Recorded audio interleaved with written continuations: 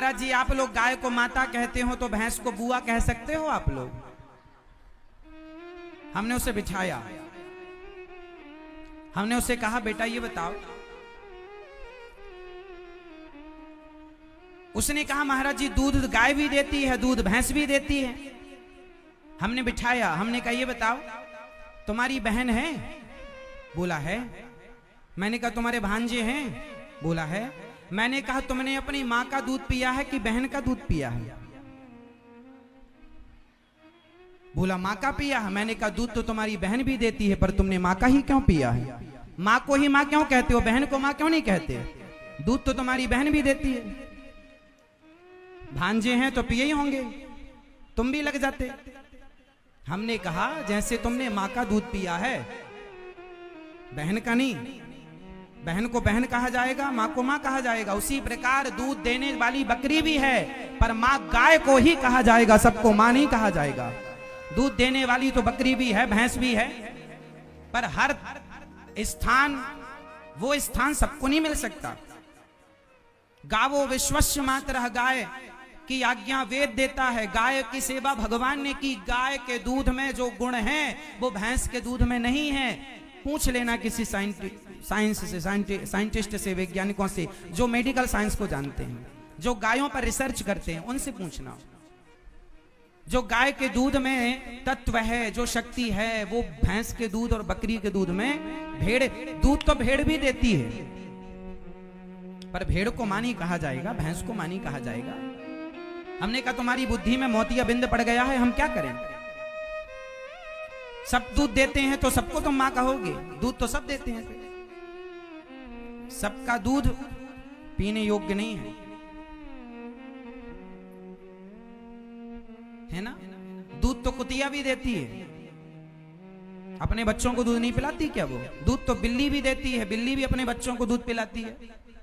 तो दूध तो देना बड़ी बात नहीं है, दूध तो हर मादा देती है लगभग, जो देने लायक है। सबका दूध नहीं पी सकते ना आप। पीने योग्य क्या है? कई बार डॉक्टर कहते हैं कि तुम अपनी माँ का दूध इसे मत पिलाना बच्चे को। छोटा बच्चा जो जन्म लिया है वो अपनी माँ का दूध, कई बार डॉक्टर मना करते हैं, माँ का दूध पच नहीं रहा है, लेकिन गाय, देसी गाय का दूध पी सकता है। आजकल तो डॉक्टरों के पास ना पाउडर आने लगा है दूध वाला, बच्चों को माँ का दूध नहीं चलता तो वो वाला।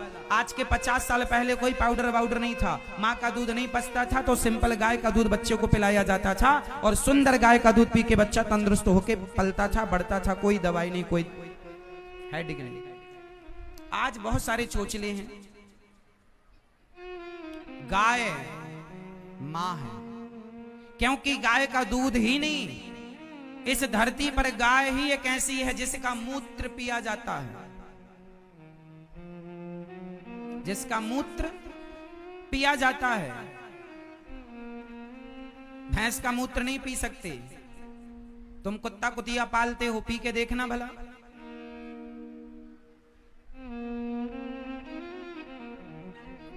केवल गाय का दूध कैंसर की बीमारी को जड़ से खत्म करने की ताकत गौ का मूत्र रखता है।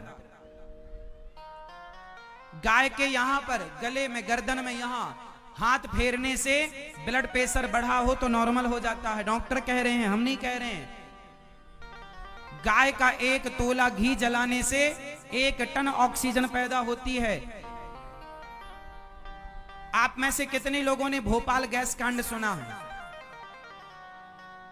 आप लोग, हम तो बहुत छोटे थे उस समय। भोपाल में एक बार गैस लीक हो गई थी, कोई गैस थी जहरीली, लीक हो गई थी। पल भर के लिए लाखों आदमी मर गए थे।